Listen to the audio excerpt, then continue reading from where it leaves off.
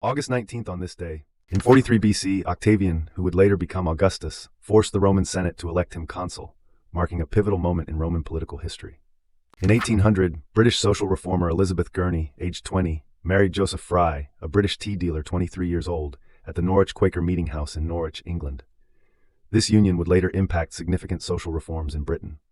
In 1839, Louis Daguerre's daguerreotype photographic process, along with complete working instructions, was published to the public in Paris as a gift from the French government. This marked a milestone in the history of photography, including the creation of the first photograph of a person. In 1942, during World War II, more than 4,000 Canadian and British soldiers were killed, wounded, or captured in a raid on Dieppe, France. The operation was a costly and tragic event for the Allied forces. In 1950, ABC began broadcasting Saturday morning children's shows, starting with Animal Clinic and Acrobat Ranch, marking a new era in television programming for young audiences.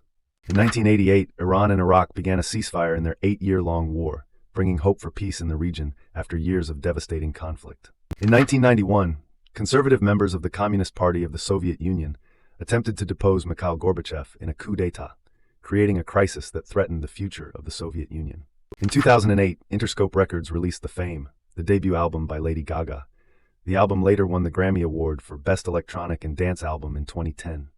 In 2010, the United States operation in Iraq, known as Operation Iraqi Freedom, wound down as the last brigade combat teams crossed the border into Kuwait, marking the end of major combat operations.